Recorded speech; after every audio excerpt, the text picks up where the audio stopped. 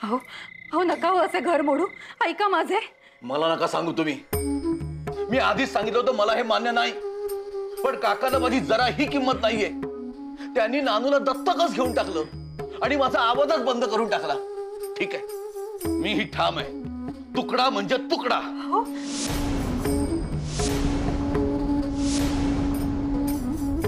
आप्पा मला थोडे बोलायचे होते. बोला, तुम्हीही बोला. सुनबाईंसमोर काढा अक्कल माझी. हो हो तसे नाहीये. त्याला काय म्हणायचं ते ऐकून तरी घ्या. आप्पा तुम्ही रागवू नका. माझे फक्त एवढेच म्हणणे आहे की यशोदा आणि तिची भावंडे आपल्याकडे पाहुणे म्हणून राहायला आलेत काही दिवस. त्यांचे आई वडील आले की ते जातील त्यांच्या घरी परत. तोपर्यंत आप्पा तुम्ही हे सगळं थांबवा. मुले घाबरली आहेत. होय हो, मी हात सोडते तुमच्या समोर. एवढं तरी ऐका आमचे. आप्पा मी विनवणी करते तुम्हाला. आप्पा आप्पा क्षमा करा. पण ठीक आहे, ती मुलं इकडे आहेत तोवर घर वेगळं करत नाहीये मी. पण मी मात्र वेगळाच राहणार. शेतावरच्या खोलीत जाऊन राहणार आहे मी एकटा.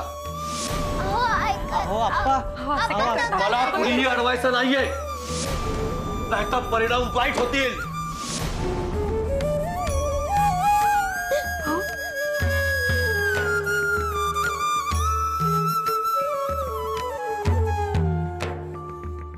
अहो काळजी करू नका. आपण करू काहीतरी. घर नाही मोडणार.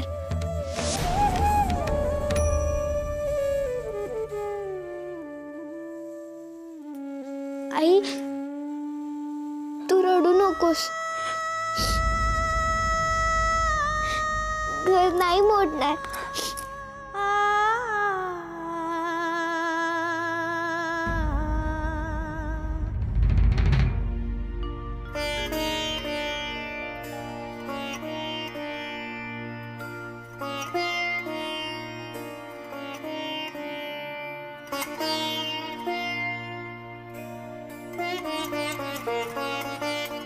हे घ्या, गुळ पाणी घ्या. नाही, नकोय मला. अहो असं केलं तर कसं चालेल? गेले 2 दिवस तुमच्या पोटात अन्नाचा एक कण नाहीये. निदान गुळ पाणी तरी घ्या. नाही, मला खरंच नको. तुम्हा राधाताईंची शपथ.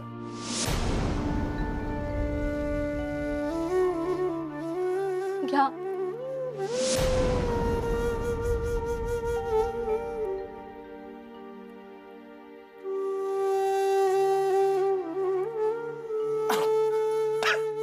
सावकाश.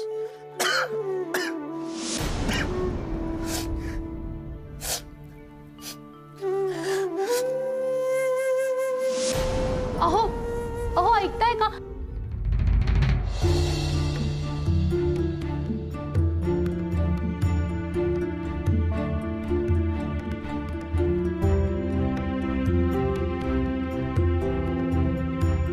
काय झालं बाप्पू? असे काय पाहताय? काय हो दिनकरराव, तुमच्या या सुमनचे अजून लग्न कसे नाही झाले?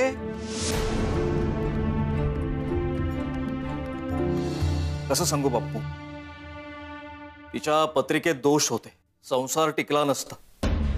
पत्रिका पाहून मुलांकडून नकार यायचा. पुण्याचे मोठे ज्योतिषी भास्करराव जोग यांनी असं सांगितलं होतं की वय 24 पर्यंत हा दोष राहील. आता 24 वय झाले, दोष नाही. पण आता घोड नवरी झाल्याने कोण लग्न करणार? मोठी सालस आणि गुणी मुलगी आहे हो.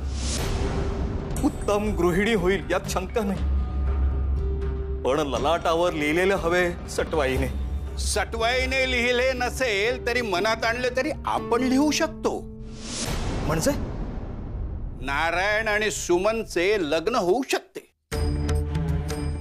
सारे तुमच्या माहितीतलेच आहे. नारायणची मुले लहान आहेत, त्यांना आई हवी आहे. सुमन नारायणाची मनापासून काळजी घेते. मुलांची घेईल आणि आमचा प्रश्नही सुटेल.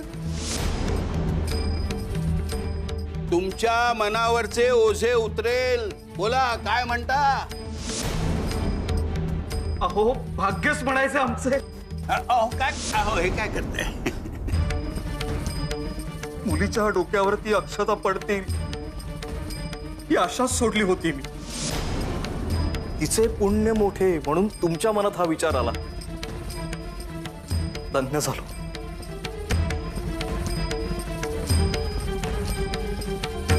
राम कृष्ण गोविंद हरि नाम जपतो. राम कृष्ण गोविंद. अगो बाई, अहो सासूबाई, तुम्ही का गेलात माडीवर? द्या इथे, मी केले असते ना. अगो तू काय कमी कामे करतेस का? काय गो चेहरा का पडला? मी आणलेलं तुला आवडले नाही का? मी वरती नेऊन ठेवते, तू घेऊन ये आणेकडे. काहीतरीच काय, तसे नाही. मग सासूबाई, काय झाले? सासूबाई, मला ना काही कळेनासेच झाले. कोणाचे? नानूचे का? अगो आम्ही त्याच दत्तक घेतलाय ना, तो प्रश्न मिटलाय आता. काय बोल लागायचा तो आम्हाला लागेल. नाही नाही, असे कसे? जे होईल त्याला सामोरे जाण्याची तयारी आहे हो माझी. नानूच्या वागण्याची झळ मी तुम्हा दोघांना नाही लागू द्यायची. तुम्ही आणि मामांजी, मी फार मोठे धाडस केले आणि मन आभाळ एवढे करून सारे पोटात घातले हो.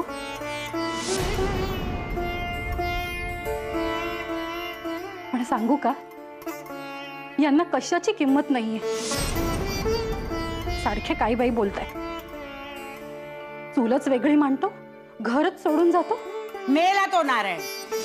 4 दिवस तोंडाची वाफ दवडेल आणि येईल घरात परत. तू काही त्याचे मनावर घेऊ नकोस. नाही ना, तसे नाहीये यावेळी. यशोदा आणि मुले घरात आहेत म्हणून थांबलेत ते. नाहीतर चूल वेगळी मांडण्याचा हट्ट आहेच त्यांच्या डोक्यात. अहो डोक्यात राग घालून शेतावरच्या घरात जाऊन राहिलेत ते. काल रात्रभर तिथे होते. मला वाटले सकाळी येतील परत, पण नाही आले. म्हणाले मुले त्यांच्या घरी जाईपर्यंत मी घरी यायचो नाही. आता काय करावे सांगा मला. आहे खरा पेच. त्याच्या डोक्यावरचे भूत चतुराईनं उतरवायला हवे. आपल्याला काय तो दाद द्यायचा नाही. तू यशोदेस सांग, ती बरी हुशार पोर आहे हो. काहीतरी युक्ती शोधेल खास.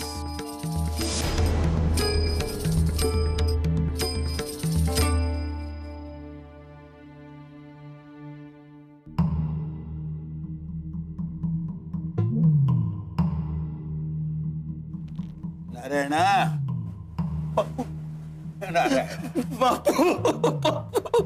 अरे अरे नारायणा, रडायचा थांब, रडायचा थांब. असं असं खचून जाऊन चालणार नाही तुला.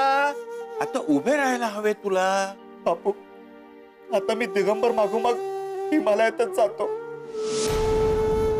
हे तर अन्न त्याग करून आयुष्य संपवतो. मला तसं काहीच नाहीये बापू.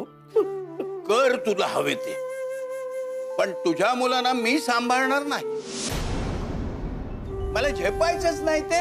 नाही नाही बापू, असं बोलू नका हो. माझी मुलं. हे बघ नारायणा, तुझ्या मुलांना आईची गरज आहे. तुला सांगतो ताबडतोब लग्न करून टाक. नाही बापू, हो मला हे सहन होत नाहीये हो. हो, राधाची जागा कोणीच घेऊ शकत नाही. राधा, मग बस रडत. सुयोग्य मुलगी नजरेसमोर आहे म्हणूनच सांगतोय. अरे दुसरे पानावर चटकन मुली मिळत नाहीत. त्यातून मुलांचा सांभाळ करू शकतील इतके वय नसते त्यांचे. इथे बर्व्यांची सुमन लग्नाची राहिली आहे.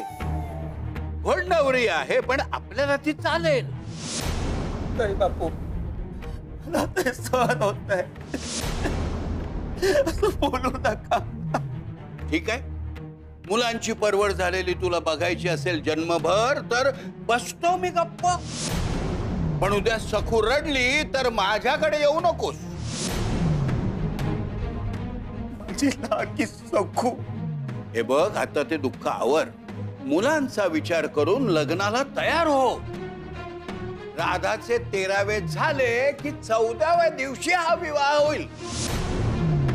सुमनला घेऊनच आपण पालघाटला जाऊ. मी तयारीला लागतो. लागतो.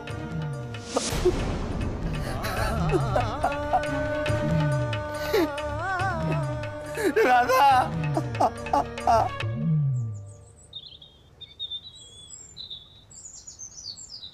इतके दिवस का राहिली आई तिच्या माहेरी?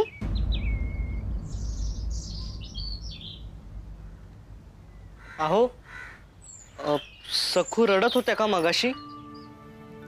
हो, आईच्या आठवणीने रडत होती सखू. खरे सांगू, मलाही आईच्या आठवणीने रडू येत होते, पण मी सावरले स्वतःला. तुम्ही खूप धीराच्या आहात. मला तर कौतुकच वाटते तुमचे. मला तर तुमच्या आईचे कौतुक वाटते. माझ्याच्याने सखूला सांभाळणे कठीणच होऊन बसले होते, पण तुमची आई किती चांगली आहे. कसे पटकन शांत केले सखूला. मग माझी आई येती. हो हो, खुशाल क्या मारू नका. आता ती आमची ही आई आहे. हो. बरे, तुमच्यावर आता मी एक कामगिरी सोपवणार आहे. कामगिरी कोणती? अहो, नानू सुशिलेच्या लग्नावरून रागवून आप्पा शेतघरावर गेलेत ना, त्यांना समजवून घरी घेऊन येणे.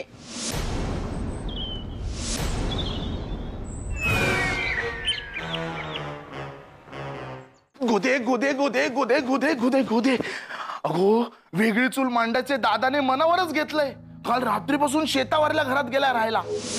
चांगलेच आहे ना मग. नाही नाही, तू ये, बस बस बस.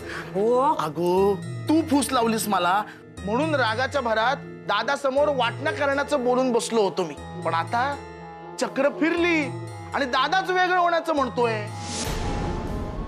अगं, आपला डाव फसला ना. वेडे आहात तुम्ही, वेडे. अजिबात अक्कल नाहीये तुम्हाला. अहो, आपला डाव फसलेला नाहीये. उलट नानूच्या मूर्खपणामुळे नियतीने फासे आपल्या बाजूने टाकलेत. आणि भाऊजींच्या या अशा वागण्याचा आपल्यालाच लाभ होणार आहे. पटवर्धन बुवा, यायचं का आम्ही आत? अरे या नमस्कार.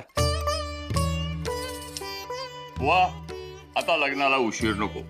या घटनेला आणखीन काय वळण लागायच्या आत लग्नगाठ बांधून टाकू. येत्या गुरुवारी नानू आणि सुशीला यांचा विवाह झोळाई देवीच्या मंदिरात करू. काय बोलू, शब्द अपुरे पडतील. अरे बुवा, अहो मित्र आहोत आपण. आणि आता व्याही होणार तेव्हा हा नमस्कार नको, गळा भेट हवी. खरंच खूप धाडस केलं तुम्ही. घरातून एवढा विरोध होत असताना त्याला न जुमानता तुम्ही स्वतःच्या निर्णयावर ठाम राहिलात. खरंच बल्लाळ पळसुऱ्यांची जागा घेतलीत तुम्ही. तेवढी आमची लायकी कुठे बुवा. उशिरा का होईना धाडस आले अंगी. पण हे सुद्धा बल्लाळ परचुरांच्या नातीमुळे, यशोदेमुळे बरं का. तुम्हाला सांगतो बुवा, ही पोर म्हणजे झोळाई देवीचं रूप आहे.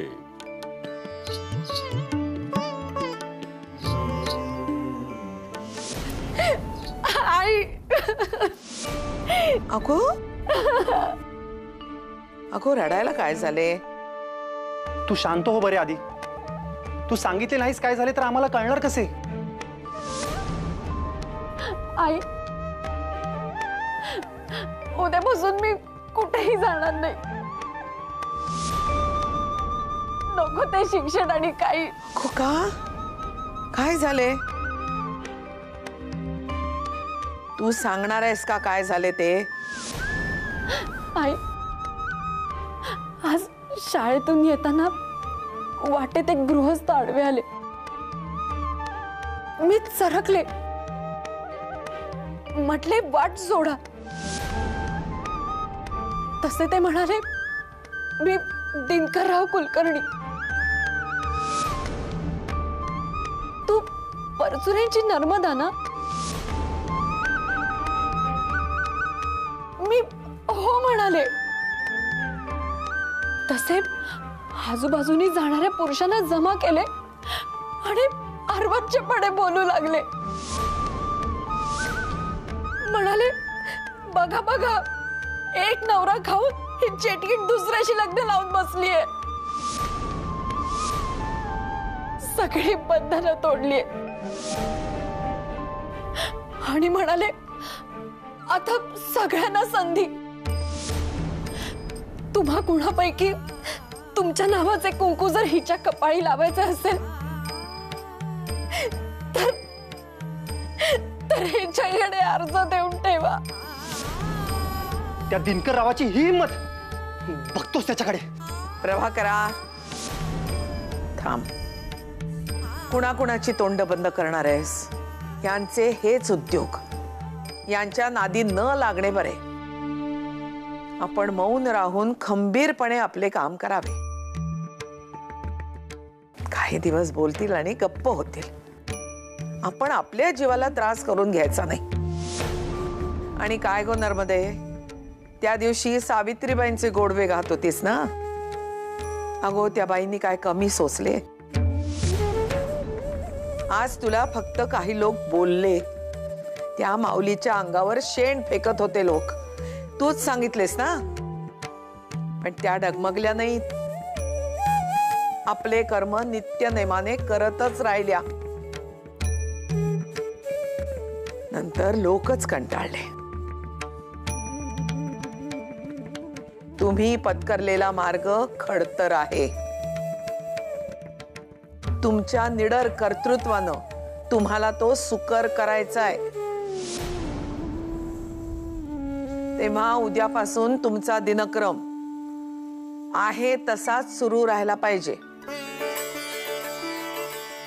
न खचता, न घाबरता.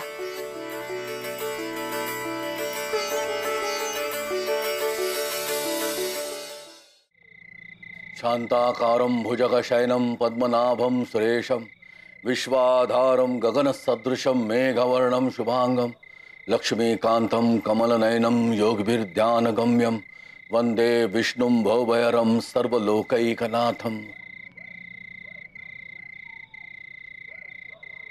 अहो, तुम्ही त्या झाडामागे लपून राहा. हो. अहो, तिकडे लोक. का? तिकडे अंधार आहे. आणि इथे? इकडे सुद्धा अंधार आहे. पण तुम्ही आहात ना सोबतीला.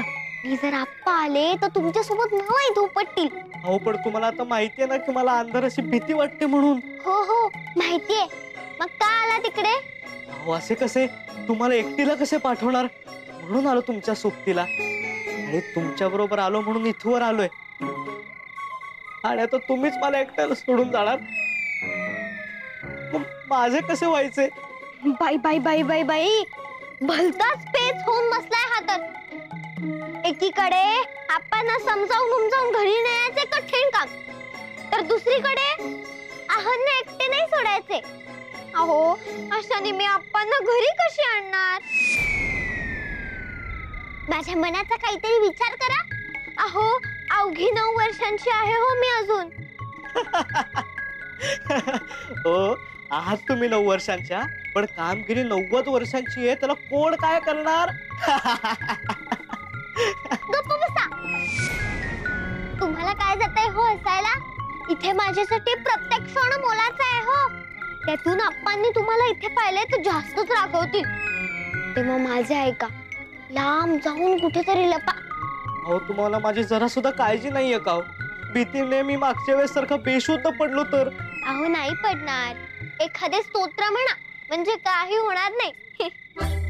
आणि माझी आई आली ना की मी तिला सांगून तुम्हाला भीती घालवायचे औषध दे. अहो, तुम्ही ते औषध द्याल तेव्हा द्याल, पण आता काय करू मी? सांगितले ना, स्तोत्र म्हणा.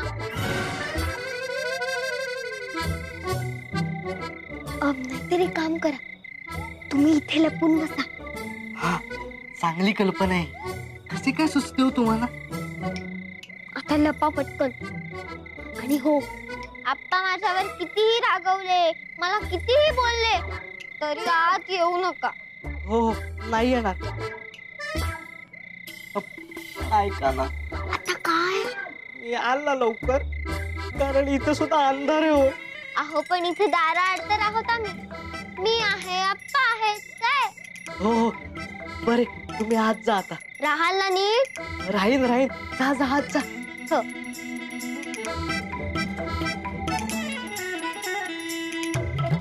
राम राम राम राम राम राम राम राम राम राम राम राम राम राम राम राम. प्रणवस्य परब्रह्म ऋषी परमात्मा देवता देवी गायत्री छंदः सप्ताना वायतीना विश्वमित्र जमदग्नि भरद्वाज गौतमात्री यछुंदः प्राणायामे विनियोगः. आप्पा तू